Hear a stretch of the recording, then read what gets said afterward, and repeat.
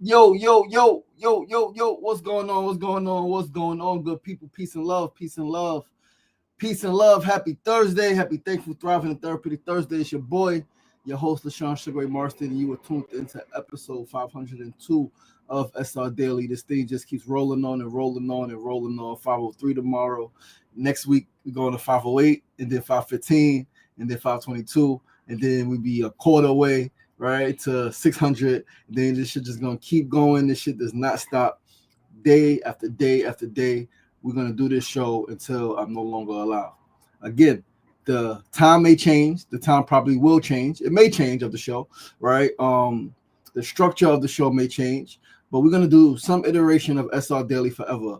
I am at some point soon going to relaunch the Sugar Ray Show, which is going to be my show where I interview people all the time, right?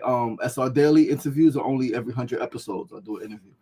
The Sugar Ray Show is going to be predominantly interviews and panel discussions and things like that. So bear with me, right? If you know somebody who wants to be part of the production team to help organize these things, to help produce these shows, then let me know, right? Because that's what it takes. Teamwork. We're really close to bringing in advertisers and sponsors and people that can fund this shit so that we can generate income from our work. All right. But until then, it is a pure passion project. We are doing this because we love it. We are doing this because it is part of the purpose. We are doing this because what the fuck else we gonna do? Right? You do what you do it how you do what you love what you do, and just do it for the sake of doing it, not because there is a dollar amount to it, not because of a specific outcome that you are attaching to it. If it's something that you love, do it. I love talking. I love talking. I love talking to people. I love talking about things that matter to me, things that I think are important to us as a society in America, as a global human family, as Black people, right? As men, as people formerly incarcerated, as all of the different dynamics. I love talking about the shit, right? Yo, Tari, what's going on? What's going on? What's going on? Noble Second Chances, what's going on? Thanks for tuning in. Listen, guys, we're gonna get the show started. We're gonna jump right into the show. We're gonna start with our first segment of the day. Today's first segment is a quote. Today's quote of the day on this beautiful, beautiful Thursday, November 20th, 2025 is: each generation reaps what the former generation has sown. Each generation reaps what the former generation has sown. Now, this is one of the greatest things I've ever heard in an interview. All right. A dear friend said this over a decade ago when I interviewed her on the bench in Queensbridge, late night, impromptu. It wasn't that late. Sun was down. I think she was coming from work. I was walking. Yeah, she's an educator. It wasn't that late. It might have been, 7 o'clock or whatever. But she was walking. I think I was walking to the train. She was walking home. We stopped, we chatted as we always do. And we were just talking about, students and young people and what was going on in the world at the time. I don't remember exactly when it was. But she said this shit. And I was like, wait, hold on. Let's sit on the bench. Let's put the camera on. That's when I have my camera with me all the time. Put my camera on and we talked. And she said, I don't remember everything she said in the interview. It was on my old YouTube page. But essentially she said, each generation reaps what the former generation has sown. And that shit hit me like a ton of bricks because it is so profound. You see, adults of every single generation, and not every adult, of course, but adults of every single generation like to talk about what is wrong with the generation after them, the younger people. Those adults often forget that whatever behaviors youth are engaging in, they forget or neglect to admit that whatever behaviors youth are engaging in that adults don't like was learned somewhere. The young people didn't just wake up learning how to use certain language. They didn't just wake up learning how to do certain things, right? Whether they learned it directly from their parents, the adults immediately close to them, they learned it from media, right? They learned it from their teachers, their community, their environment. They learned it from somewhere. We're gonna get more into that in a bit, right? When we get to our news of the day, because the news we're gonna share is disturbing, but it's unfortunately to me not surprising, right? When we get to the news of the day, but yeah, right. Adults forget. And one example I'm going to use is the music today, right? The music today. One of the women hip hop artists, right? I was on a panel. No, I wasn't on the panel. I'm lying. I did a mental health. I was on a mental health panel at an event a couple of years ago, and then I was in an audience for another panel, and the panel was on hip hop. The panel was on what went wrong with hip hop, where do we go from here, things like that, right? And some of the brothers that were on the panel and that were in the audience kept mentioning Sexy Red, right? And it kept mentioning, Cardi B and the women hip hop artists today who are extremely vulgar, right? And then in that they were mentioning, the women in their lives, the women in their communities, right? Saying how, they are so promiscuous and they have sex with everyone and they cover nothing up anymore and all of these things. And I reminded them that I remember when I was young in early mid 90s, that was the music, right? That was the music, right? Men talked about women with no clothes on. Those are the women who are getting the attention in the music videos. Those are the women who are getting the attention in the hood, right? Men complained about women waiting to have sex, right? Waiting 90 days, waiting to the third date, right? Men complained about that. And so, as evolutionary beings, we all want to belong. We all want to be desired to some degree. We all want to be wanted. As evolutionary beings, what do? If if you are if you're a woman, there's two women. One woman has little to no clothes on. One woman is fully clothed. Still, women still want attention naturally. There's nothing wrong with wanting attention. This is a basic human need. Is desire to belong, the desire to be desired, right? The woman with little to no clothes on is getting all the attention. Eventually, now again, not every single woman, but eventually, generally, some women who were fully clothed are going to start to take a little bit of clothes off at a time to be liked, to be desired, to be wanted, right? Because that's just what happens. And so when we go from, complaining about women waiting the third date, waiting 6 months to have sex, whatever the case may be, 90 days, it's like, okay, eventually, and you're talking about them, and even if you have them as your wives, you marry them, they're at home with you, but you're still cheating, and you're over here with this chick who's giving it up in the club. Forget the first day you met her in the club and you got some. You met her on the block and you got some. Eventually, those women, right? And now, again, not those particular women, but it goes in the psyche. It goes in the psyche. Now, girls are going to be growing up, becoming women, and they're going to be fucking faster and faster and faster. And now is the problem, right? Each generation reaps what the former generation has sown. Whatever is going on today is a result of something that happened yesterday. Whether directly you did something or indirectly something that you did not do, that you should have done, could have done, that then led to certain behavior today. So each generation reaps what the former generation has sown. It's 100% true, right? And I think we got to be accountable. We got to be accountable, and we got to be honest and understanding, overstanding, and a proper assessment of what's going on and where did it come from? Where did these behaviors come from? No matter what group of people you're talking about. You're talking about young people. Where did they learn it from?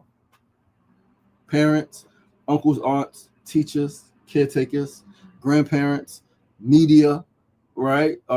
Whether we talk about mainstream media, social media, whatever it is, it's still all media, right? We all learned the things, right? Like, yeah. People complained about me and being angry and fighting, and why do you how you solve problems with violence? Why are you hitting so many people? Because I'm getting hit, and that's what happens. You get hit, you think that a person said you did something wrong, you did something that they don't like, you're not listening to them, they hit you. Then what do? You say, okay, somebody does something I don't like, I hit them. Somebody does something, they're not listening to what I'm trying to tell them, I fucking hit them. And boom, here we go. Now I'm fighting in school all the time. My mama, who taught me how to fight, right? Not so much that she taught me physically how to fight. My uncles taught me how to fight, right? But my mama, who hit me, who let me know that hitting is okay, is now hitting me again because I'm getting in trouble at school because I'm hitting. How you hit me? Give me this wisdom. Give me this wisdom. Not through words, but through deed, through action. You hit me. I did something that you did not like. I did not listen to some direction that you were giving. And then you hit me. You beat me with a belt. And now I go to school Somebody does something I don't like. I'm trying to tell someone something. They don't listen. I now hit them, beat them with my fists. Violence is not okay. Why are you hitting people? You can't be hitting people. And then on the walk home from school, I'm getting hit again. This shit don't make no fucking sense. What the fuck are we doing to our children? What are we doing to our children's brain who is not thinking logically, right? So, I hit you because, no, you fucking hit me. As a child being hit by a parent, and a child's brain is, you are bigger than me, you are bullying me. You are bullying me. That shit is bullying.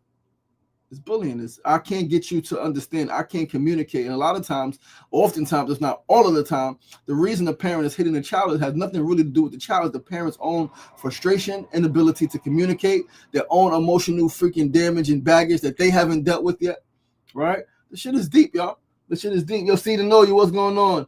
Yo. What's that? Instagram, Jay Sueva's Instagram. What's going on? Peace and love. Thanks for tuning in. Mona Love, baby girl. Thanks for tuning in. What's the deal? Listen, let's move right along though to our second segment, because the second segment I want to spend some time on. Need to know news of the day. 33-year-old mother, 9-year-old son, Chicago, jumped by elementary school students. Every single person is irate. People are on the internet talking about what needs to happen to those children. People are on the internet talking about what should have happened, what's wrong with those children. They blaming gentle parenting. Let's read the article and then we're going to talk about it. Some people may not know what's going on. So on Monday, right? So this article came out yesterday, right? Last night. But on Monday, a community on the south side of Chicago is outraged after an attack on a mother and her 2 children outside the elementary school. Neighbors said it wasn't the first time the same group of kids had attacked someone. The attack was caught on video, and it can be difficult to watch. Children circled the mother and then pinned her against a fence. The mother and her son were dragged to the ground as the group continuously beat them. These children will have to live with this for the rest of their lives, and the children are our future, so it's not fair, Davis said. Oh, sorry. Shanice Davis lives nearby. Police said it started when the 33-year-old mother, her young son and daughter were walking near 106th Street and Bensley Avenue in the South Deering neighborhood.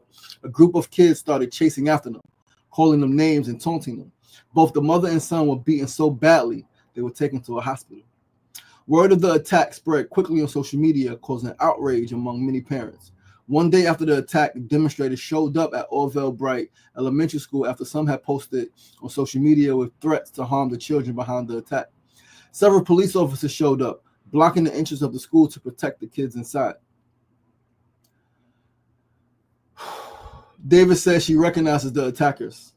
This is not the first time the kids have done this, Davis said. Just talk around the streets that these kids have pretty much been raising themselves and that they have not been held accountable. They have vandalized cars. They have harassed adults and children. Chicago Police District Council member Joseph Williams has talked with the principal, the mother, and the Chicago Public Schools administration. To know and to find out even that other families are affected by this, we're meeting families out here whose children have been bullied and beaten on, Williams said. Chicago Public Schools said in a statement it is working with several other agencies to support the victims, and district leaders are working to maintain a safe environment. Accountability is going to be key if this has been going on. We've got to make sure this principal is held accountable for her actions as well, Williams said. This should have been documented. Parents should have been called to the school, and we have to make sure all around there is some type of accountability that is happening here. These are elementary school students. Chased and jumped a mother and her 2 children. Her son and her were beaten so badly they had to be taken to the hospital. So this is not the first time this happened. Some of these young people have hurt other children, other adults. To me, these kids have pretty much been raising themselves,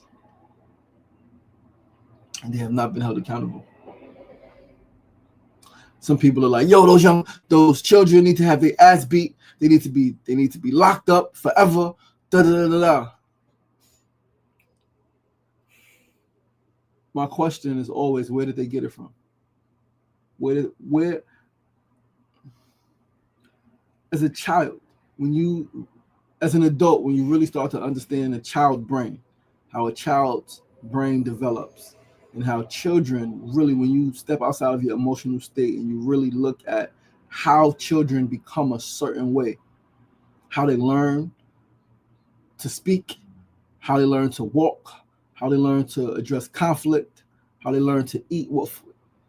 Every single aspect of a child, they learn from the adults around them. And if there's no adults around them, they're learning from somewhere. They're learning from watching the adults in the streets. They're learning from the radio, the TV. Each generation reaps the former generation has sown. There are adults online saying, "Oh, I would have never done that when I was a young person. I would get my ass beat." Understand that beating ass is what led to so many murders, right? I'm telling you that I would get hit and I would go outside and hit. And there are people who would get hit and they wouldn't disrespect their mother. They wouldn't do this, but they would go outside and kill a friend. They will go outside and shoot the block up. Again, it's a study. See to know you. If you're still there, I would like to talk about this with you. But one of the studies I want to do, right? Like, I'm not even going to include food, right? I want to study the violent crimes, people who are in prison for violent crimes. How many of them have been beaten as a child? How many of them have been beaten and abused physically and or mentally and emotionally by a parent or caretaker as a child? How many of them? And I guarantee the statistics are overwhelmingly in support of you hit a child, you abuse a child, that child goes out there and causes violence and causes harm to others. So this is insane that this happened. But as I mentioned, it's not surprising to me because each generation reaps what the former generation has sown. And as things move forward, things become more intense. As time goes on, things become bigger. And so, maybe 30 years ago, 20 years ago, 10 years ago, you and your friends would not have done this. You and your friends would have maybe followed the parents, maybe just jumped the child, right? And just held the parent back while the child got it. But like, things get worse. Things get better and they get worse. This is insane. Like, man. But I know those young people who jumped that mother, who jumped that family, they need guidance. They need love. They need support. Yes, accountability, right? They need to be held accountable, but they also need to be held. And we, society, needs to investigate what's going on in their lives, what happened to them that will make them, as elementary school, that's 10 years old and younger, right? That's 10 and younger, elementary school, that's 10 and younger. What will make you follow a mother and her children and jump them? What in your mind is happening to even conjure that up, to even go through with that, as opposed to, I ain't messing with that lady. I ain't doing that. Right? Like, holy cow. Holy freaking cow. Restorative justice, healing justice, all the other forms of justice. It does not need to be punitive. It does not need to be corporal, right? They don't need all of the stuff that these adults are saying they need, because again, if violence is not the answer, then how is sometimes violence the answer? And I'm not the person who says violence is not the answer, right? I'm someone who, something happens, depending on the degree, depending on what it is, like, defend yourself 100%. I'm not that person. But there are people who say violence is not the answer, who are then saying these children need to be beat. If violence is not the answer, how is violence not the answer? Violence begets violence. And I'm sure that some of these children were beat.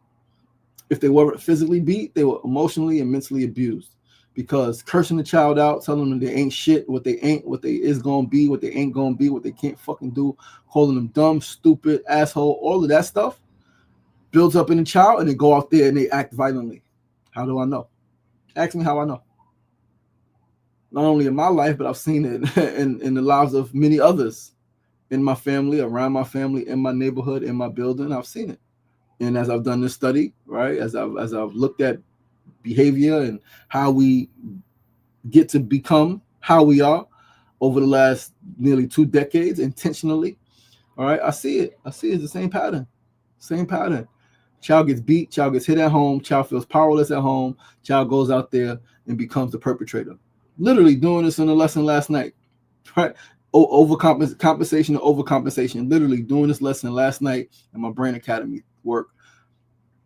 Victim, child hit. Child can't do anything because the person who hit them, the person who abused them, is a parent. They're bigger than them. They have more authority over them. They can't say anything, can't do anything. What do? They internalize that. They go out there and then they become the perpetrator. They become the bully. They become the person violating. It happens all the time.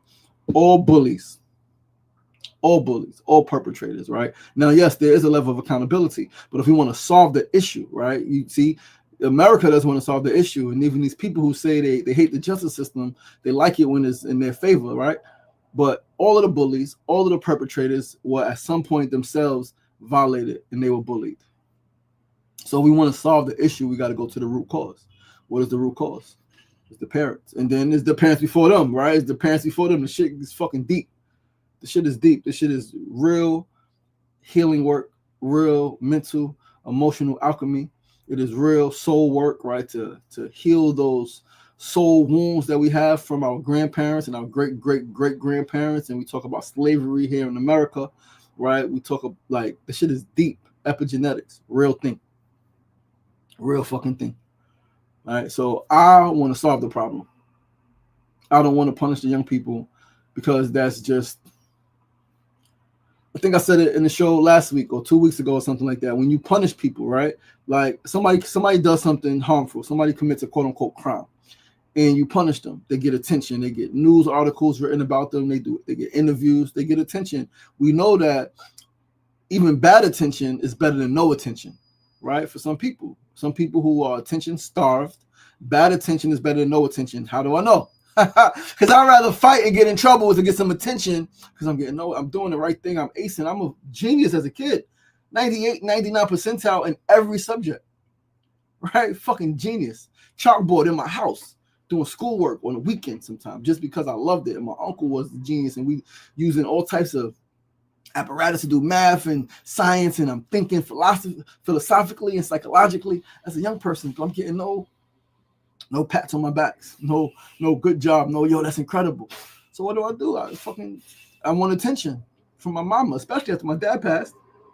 So I go and I fight because I'd rather get the bad attention than no attention. So we know that bad news, bad attention is better than no attention. So the young people who are getting no attention, who are attention starved, are seeing these young people now get attention. And like, you know what? I'm gonna go out there, copycat. I'm gonna one up you. Now I'm gonna go out there and I'm gonna kill a mother. Whoa, fucking whoa, but real progression. But let's move right along, though, family. We got 2 more segments to do, a couple more minutes. Let's get to our 3rd segment of the day. Today's 3rd segment, our tip of the day. Today's tip is to please heal in ways you know that you are hurting before you bring children into this world.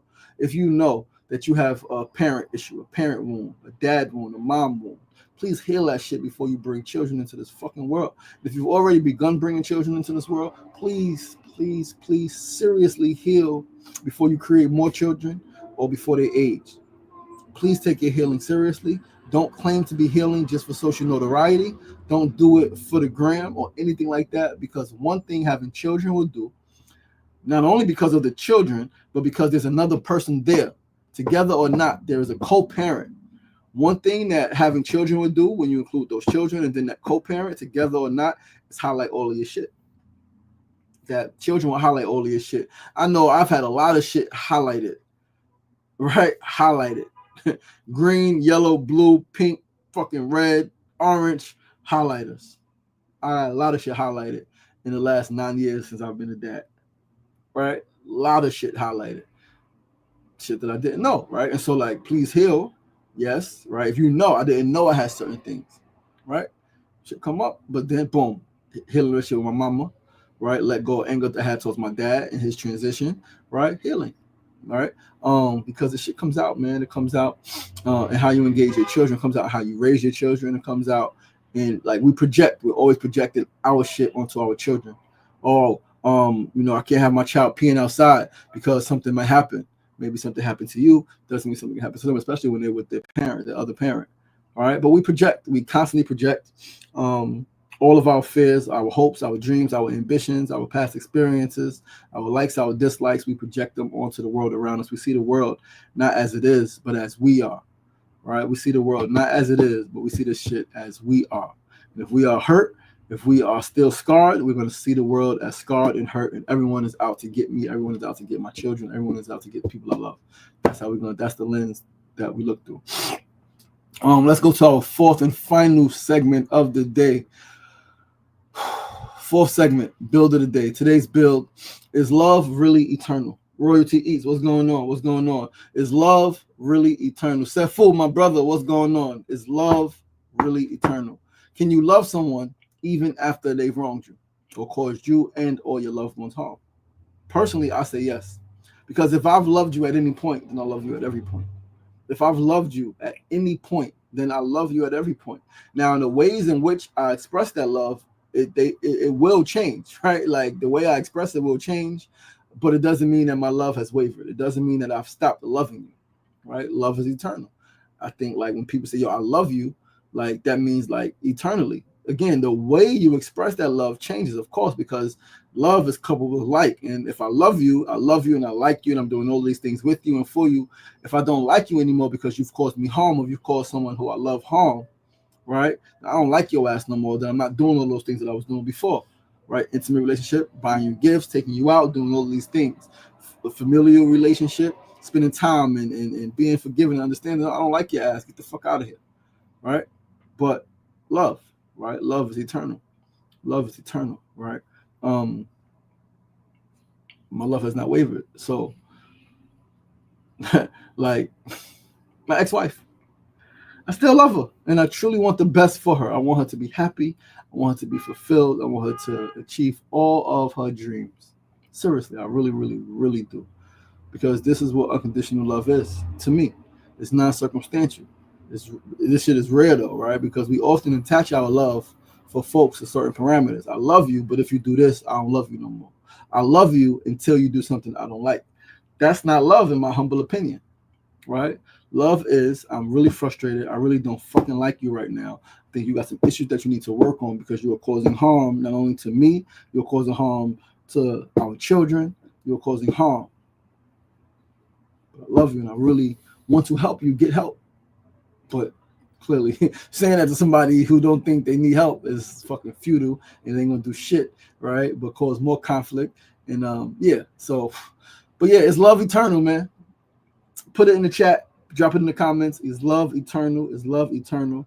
Especially to my fellow parents. If you are no longer with your child, person you created children with, ex-husband, ex-wife, if you're no longer together, you know, baby mama, baby daddy, do you still love them? Do you still love them? And if not, then was that love really real or was it circumstantial? Right? And I understand hurt could like blur things. I don't give a fuck about that person. I think projections, right? This shit is deep though, right? It's obviously is a lot of gray area. It's not just all black and white. I love but, right? But yeah, man. That's our show today, guys. Thank you for tuning in. I love you guys. I appreciate you guys. Sefu said I can love you and not have you active in my life. Absolutely, 100%. You can love someone and not engage with them. Love from a distance, they say, right? You can love somebody from a distance. 100%. Love does, because saying I love you doesn't mean that I'm still putting up with your shit. Doesn't mean I still want you around me, right? Like I love my sister. I do not have no desire to engage with my sister, one of my sisters. I love her daily. If something happened, I will be there for her, right? I want the best. I have no ill thoughts about her, but I have no desire to to attend her events. I have no desire for her to attend my events. I have no desire to communicate on a regular basis, as I do with other siblings, right? I really want to communicate with them. I really want to see them more. I have no desire to see the sister. If I see her, it's love. I seen her last summer at an event. We hugged, we loved, we sat, we chatted, right?